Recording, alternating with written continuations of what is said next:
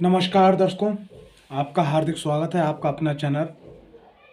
दर्शकों, आज का जो विषय है वो बड़ा ही महत्वपूर्ण विषय है और वो है शनिदेव महाराज के ऊपर कि शनिदेव महाराज की कृपा जो है वो हमको किस प्रकार से प्राप्त होगी और शनिदेव महाराज की कृपा से हम अपने जीवन के अंदर क्या क्या चीज़ जो है प्राप्त कर सकते हैं। तो जैसा कि आप देख रहे हैं, टॉपिक है कि श्री शनिदेव महाराज 12 भाव में किस भाव में बनाते हैं करोड़पति और किस भाव में बनाते हैं कंगालपति। ठीक है, तो शनिदेव महाराज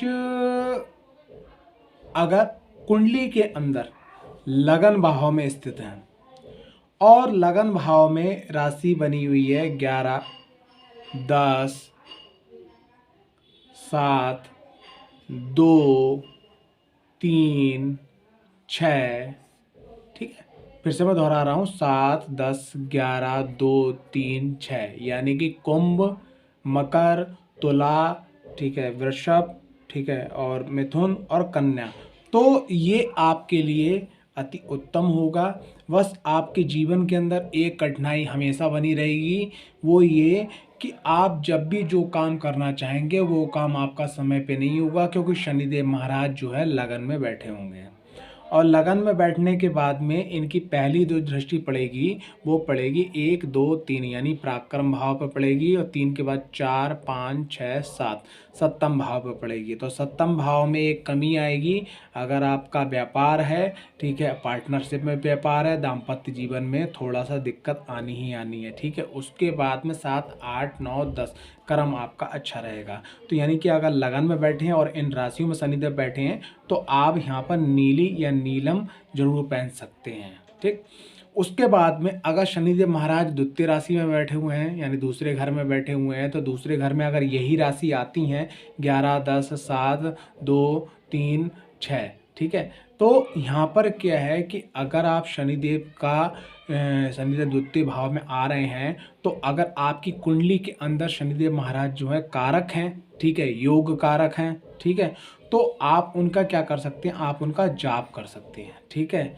अगर वो आपकी कुंडली के अंदर कारक नहीं है तो आप जो है उनका उड़द, सरसों का तेल, ठीक है, छाता, जूता दान कर सकते हैं।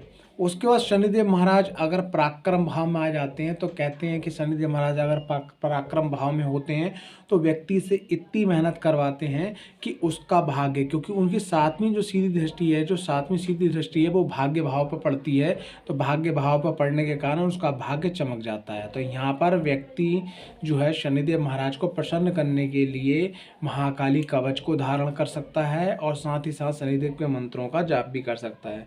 चतुर्थ भाव में शनिदेव महाराज यहाँ आ जाते हैं, तो यहाँ पर नॉर्मल भाषा में आपको बताना चाह रहा हूँ कि व्यक्ति अपने जीवन के अंदर बहुत सारी संपत्ति, प्रॉपर्टी बनाता है, लेकिन उस पूरी प्रॉपर्टी का कभी भी वो सुख को हासिल नहीं कर पाता है। अगर चतुर्थ भाव में शनिदेव महाराज हैं तो आप किसी जानकार एस्ट्रोलॉजर से अपनी कुंडली के अन्य ग्रहों की स्थिति देखने के बाद में आप नीली, नीलम पहन सकते हैं, महाकाली कवच भी पहन सकते हैं। और यहाँ पर चतुर्थ भाव में जब शनिदेव महाराज हों तो आपको विकलांग और असहाय लोगों की मदद जरूर करना चाहिए। अब आ जाती है बात, शनिदेव महाराज अगर कुंडली के अंदर अगर पंचम भाव में बैठे हुए हैं तो ये एक प्रकार से कंटक का योग बन जाता है। पंचम भाव जो है कालपुरुष की कुंडली के अनुसार सूर्य की जो सिंह राशि है, यानी शनिदेव के जो पिताजी हैं उनकी राशि यहाँ पंचम भाव में आती है, यानी कि 5 नंबर राशि यहाँ पर आती है। तो यहाँ पर क्या है कि यहाँ पर बैठने के बाद में व्यक्ति के जीवन में जो है पढ़ाई को लेके दिक्कत आती है, संतान को लेके दिक्कत आती है, और जो दाम्पत्य जीवन की जो योजनाएं बनती हैं उनको लेके दिक्कत आती है, यानी कुल मिला के यहाँ पर दिक्कत आती ही आती है। अगर मित्र राशि में है, स्वयं राशि के हैं शनिदेव महाराज, तो थोड़ा सा दिक्कतों में कमी आती है। यहाँ पर आपने क्या करना है, यहाँ पर आपने क्या करना है, सबसे पहली चीज़ क्या है कि आपने अगर आपकी कुंडली के पंचम भाव में शनिदेव महाराज हैं तो आपको जीवन भर विकलांग लोगों की, असहाय लोगों की, और जो कुष्ठ आश्रम के लोग होते हैं, अनाथ आश्रम के लोग होते हैं, वृद्धाश्रम के लोग होते हैं, और ऐसे वो बच्चे जिनकी जन्म से आंखें नहीं होती, उनकी, जो ब्लाइंड लोग होते हैं, अंधे लोग होते हैं, उनकी ज़रूर मदद कीजिएगा। और समय समय पे जहाँ भी आपको मौका मिले, जिस मंदिर में, तो शुक्रवार को आप समी का पौधा अपने घर पे लेके आइए, विधिवत पूजन कीजिएगा, और शनिवार को किसी धर्म स्थान या किसी मंदिर में पौधा को जरूर लगाइए। आप देखिएगा कि सिर्फ ये उपाय करने से आपका पंचम भाव बहुत ज़्यादा दुरुस्त हो जाता है। छठे भाव के अंदर अगर शनिदेव महाराज आ जाते हैं, तो ये भाव जो बोला जाता है वो रोग, ऋण, शत्रु और कंपटीशन का भाव बोला जाता है। तो यहाँ पर शनिदेव महाराज जो एक प्रकार से कारक भी होते हैं, लेकिन कब आपको वो बहुत ज़्यादा मेहनत करवाते हैं, आपको उस परिस्थिति में ले आके खड़ा कर देते हैं जहाँ आप खुद अपनी जो क्वालिटी है उसको आप निखार के बाहर लेके आ पाते हैं। ठीक है, तो छठे घर में अगर शनिदेव महाराज हैं, तो आप जो है उड़द की जो दाल होती है, तेल होती है, ठीक है, और आपका जो है छाता होता है, जूते होते हैं, जरूर दान कीजिएगा, जिससे आपका छठा भाव जो है उसकी जो नकारात्मक ऊर्जा है वो आपसे दूर हो, और सकारात्मक ऊर्जा जो है आपके जीवन में आ जाए। बात करते हैं सप्तम भाव में अगर शनिदेव महाराज हैं, तो सप्तम भाव में शनिदेव महाराज होने के कारण क्या है कि इनकी सीधी दृष्टि बस आप यहाँ पड़ गई, यानी लगन के ऊपर। जब लगन के ऊपर दृष्टि पड़ गई तो हर काम आपका विलम्ब होना है, ये पहली चीज़ है। दूसरी चीज़, दाम्पत्य जीवन के जो दाम्पत्य जीवन होता है, जो पार्टनरशिप होता है, वहाँ से आपको निराशा मिलेगी। ठीक है, तो यहाँ पर आने के बाद में आपको क्या करना है कि अगर सप्तम भाव के अंदर शनिदेव महाराज हैं, तो आप जो है महाकाली कवच को धारण कीजिएगा, विकलांग लोगों की मदद कीजिएगा, और समी का पौधा यहाँ पर भी, जैसे मैंने आपको छठे भाव में बताया, वैसे ही समी का पौधा शुक्रवार को लाकर शनिवार को मंदिर में लगाइएगा।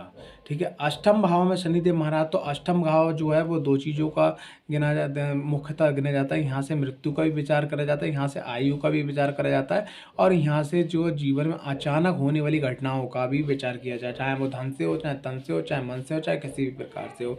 तो अष्टम भाव में जो शनिदेव महाराज हैं, तो ये यहाँ पर जो है व्यक्ति के जीवन के अंदर संघर्ष बहुत बढ़ा देते हैं, लेकिन आयु को बढ़ा भी देते हैं। यहाँ पर एक चीज़ देखना बहुत ज़रूरी होती है कि शनिदेव महाराज यहाँ पर जो है 11, 10, 7, 2, 3, 6, यानी कि कुंभ, मकर, तुला और वृषभ और आपका मिथुन और कन्या राशि में है, तो बढ़िया है। लेकिन अगर इन राशि में नहीं है तो थोड़ा सा कष्ट जीवन में और बढ़ जाता है।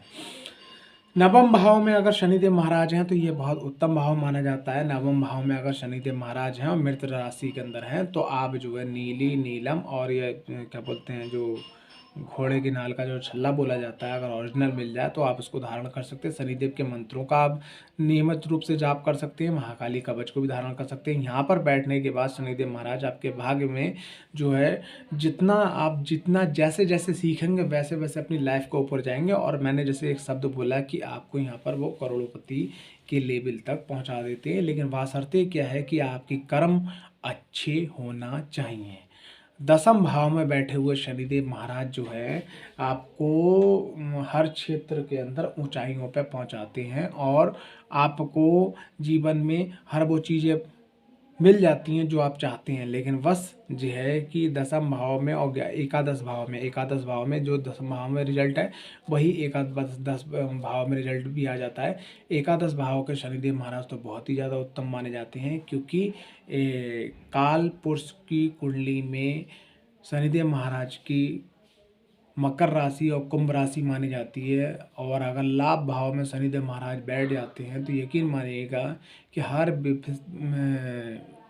विपरीत परिस्थिति में भी आप जिस व्यक्ति की कुंडली में यहाँ बैठे हुए हैं, तो वहाँ वो उससे शनिदेव महाराज की कृपा से लाभ ले सकते हैं। बस एक चीज़ यहाँ पर जरूर बन जाती है कि शनिदेव महाराज अगर लाभ भाव में बैठे हैं, तो इनकी जो पहली दृष्टि है वो ये आगे पड़ती है, तीसरी दृष्टि। जब यहाँ पर दृष्टि पड़ती है, तो बस एक चीज़ हमेशा यहाँ पर एक सूत्र लग जाता है कि जब जो आप चाहोगे तब वो नहीं मिलेगा, लेकिन जब मिलेगा, जब शनिदेव महाराज चाहेंगे तब मिलेगा। ठीक है, 12वें भाव में आके शनिदेव महाराज जो हैं जीवन के अंदर, अगर वो योग कारक नहीं है और 12वें घर में शनिदेव महाराज हैं, अगर वहाँ पर किसी प्रकार से उनकी अंतर्दशा महादशा आ जाती है, तो जीवन के अंदर कोर्ट कचहरी, लड़ाई झगड़े, ठीक है, कई प्रकार की दिक्कतें पैदा हो जाती हैं। यहाँ तक कि व्यक्ति जो है कंगाल के रूप में भी प्रसिद्ध हो जाता है। और अगर शनिदेव महाराज अगर 12वें घर के अंदर बैठे हुए हैं और उनकी महादशा आ गई और उसी के बीच में अगर शुक्र की अंतर्दशा आ गई तो व्यक्ति दिवालिया कंगालिया भी घोषित हो जाता है। तो ये 12 भाव हैं। 12 भाव के अंदर अगर शनिदेव महाराज लाभ भाव में बैठे हैं तो बहुत बढ़िया माना जाता है। दसम घर में बैठे हैं बहुत बढ़िया माना जाता है। नवम घर के अंदर बैठे हैं तो बहुत बढ़िया माना जाता है। उसके बाद में पंचम को भी क्या बोलते हैं, पराक्रम भाव में बैठे हैं तो ये बहुत बढ़िया माना गया। यानी कि 1 2 3 4 ये 4 जगह पे अगर शनिदेव महाराज बैठे हैं तो ये आपके लिए सर्वोत्तम होता है। तो ये एक छोटा सा व्याख्यान था जो मैंने आपके सामने प्रस्तुत किया शनिदेव महाराज का। ठीक है, आशा करता हूँ अगर आपको वीडियो पसंद आई तो वीडियो को लाइक, चैनल को सब्सक्राइब करना बिल्कुल ना भूलें। जय माता दी, जय माँ पंच परमेश्वरी, जय माँ बगलामुखी माता महाकाली की सदा ही जय हो।